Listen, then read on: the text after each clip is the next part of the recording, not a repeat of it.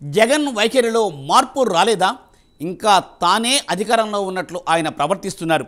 ఎన్నికల కోడ్ అమల్లో ఉంటే పర్యటనలు జరిపి రాజకీయ వ్యాఖ్యలు కూడా చేస్తున్నారు. తాను అధికారంలో ఉన్నప్పుడు ప్రతిపక్ష నేతలను రోడ్లపైకి రానివ్వని జగన్ ఇప్పుడు యథేచ్ఛగా రోడ్లపైకి వస్తున్నారు. అయినా తనకు సెక్యూరిటీ కల్పించడం లేదంటూ ఆరోపణలు చేస్తున్నారు. ఈ నెల 27న గుంటూరు, కృష్ణా జిల్లాల గ్రాడ్యుయేట్ ఎమ్మెల్సీ నియోజకవర్గానికి ఎన్నికలు జరగనున్నాయి. ఈ క్రమంలో 2 జిల్లాలలో ఎన్నికల కోడ్ అమల్లో ఉంది.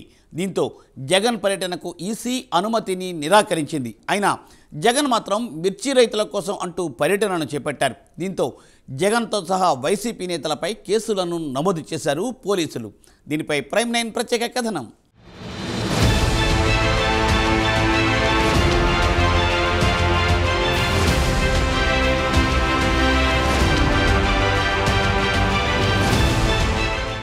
గుంటూరు మిర్చియార్డ్ పర్యటన నేపథ్యంలో మాజీ సీఎం వైసీపీ అధినేత వైఎస్ జగన్పై పోలీసులు కేసు నమోదు చేశారు.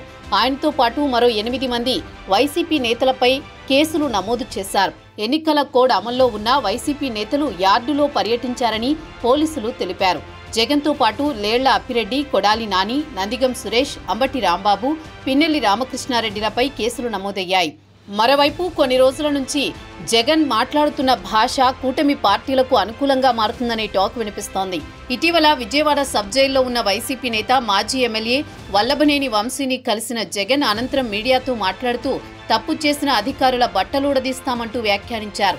ప్రభుత్వ ఉద్యోగులపై అలా నోరు జారడంతో వచ్చే ఎన్నికల్లో ఉద్యోగులు వైసీపీకి వ్యతిరేకంగా మారి కూటమికి అనుకూలంగా వ్యవహరించే అవకాశాలు ఉన్నట్లు రాజకీయ విశ్లేషకులు అభిప్రాయపడుతున్నారు.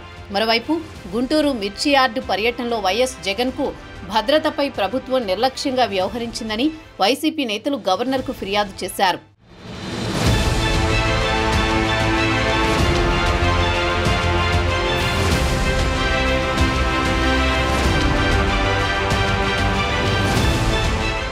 గత ఎన్నికల్లో ఘోర పరాజయం పాలైన వైఎస్ జగన్ వైఖరిలో మార్పు రాలేదని ఈ సందర్భంగా కూటమి పార్టీల నేతలంటున్నారు. ఇంకా తానే అధికారంలో ఉన్నట్లు ప్రవర్తిస్తున్నారని ఎద్దేవా చేస్తున్నారు. ఎన్నికల కోడ్ అమల్లో ఉంటే పర్యటనలు జరిపి రాజకీయ వ్యాఖ్యలు చేస్తున్నారు. తాను అధికారంలో ఉన్నప్పుడు ప్రతిపక్ష నేతలను రోడ్డుపైకి రానివ్వనని జగన్ ఇప్పుడు తాను మాత్రం యథేచ్ఛగా రోడ్లపైకి వస్తున్నారు. అయినా తనకు సెక్యూరిటీ కల్పించలేదంటూ ఆరోపణలు చేస్తున్నారు.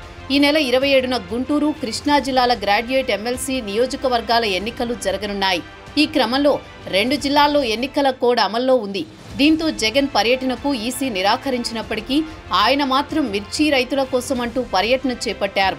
అంతేకాదు ఈసారి అధికారంలోకి వచ్చేది తానే అని చంద్రబాబుకు సెక్యూరిటీ తగ్గించేస్తా అంటూ జగన్ వార్నింగ్ ఇస్తున్నారు.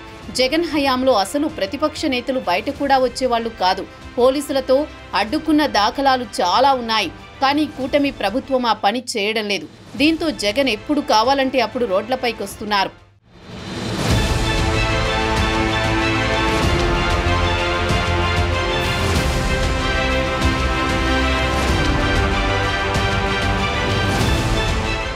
రాబోయే 30 ఏళ్లు వైసీపీ ప్రభుత్వమే సింహం సింగిల్గానే పోటీ చేస్తుంది. వారంతా కట్టగట్టుకుని వచ్చినా నా వెంట్రుకు కూడా పీకలేరు అంటూ కూటమి పార్టీల నేతలను ఉద్దేశించి జగన్ చేసిన కామెంట్లు అప్పట్లో వైరల్ అయ్యాయి. వై నాట్ 175 అన్న జగన్కు వై 175 అంటూ 11 సీట్లకే పరిమితం చేశారు ఆంధ్ర ప్రజలు. అయినా సరే జగన్ తీరు మారలేదు. చింత చచ్చినా పులుపు చావలేదు అన్న చందంగా కనీసం ప్రతిపక్ష హోదా దక్కకుండా కేవలం పులివెందుల ఎమ్మెల్యేగా గెలిచి బొక్కబోర్లా పడ్డ తర్వాత కూడా జగన్ ఇంకా వెంట్రుకలు పీకడం మానలేదు. వైసీపీ బ్రతుకుతుంది, మరో 30 సంవత్సరాలు ఈ రాష్ట్రాన్ని ఏలుతుంది, ఎవ్వరూ కూడా వైసీపీ కార్యకర్త వెంట్రుకు కూడా పీకలేరు అంటూ జగన్ ఇటీవల చేసిన కామెంట్లు బాగా వైరల్ అయ్యాయి. వైసీపీ కార్యకర్తలను, నేతలను జైల్లో పెట్టిన వారిని గుర్తు పెట్టుకుంటామని వార్నింగ్ ఇచ్చారు జగన్. ఈసారి జగనన్న 2.0 కొంచెం వేరుగా ఉంటుందని, కార్యకర్త కోసం ఎలా పనిచేస్తానో చూపిస్తానని చెప్పారు. దీంతో ప్రధాన ప్రతిపక్ష హోదా కూడా దక్కని విధంగా ఓడినప్పటికీ జగన్ తీరులో మార్పు రాలేదని అంటున్నారు రాజకీయ విశ్లేషకులు.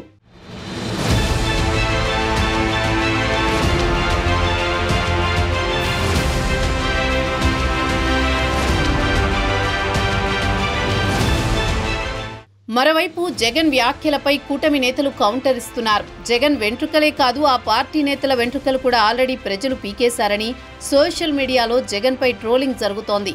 2024 ఎన్నికల ముందు కూడా జగన్ ఇవే డైలాగులు చెప్పారని, కానీ ఫలితం డిజాస్టర్ అని నెటిజన్లు ట్రోల్ చేస్తున్నారు. ఇకనైనా ఈ తరహాలో ఊహలు, డైలాగుల నుంచి బయటకొచ్చి వాస్తవాలపై ఫోకస్ చేస్తే రాబోయే ఎన్నికల్లో 11 కంటే కాస్త ఎక్కువ సీట్లు వచ్చే ఛాన్స్ ఉందని, లేదంటే అవి కూడా రావని సెటైర్లు వేస్తున్నారు.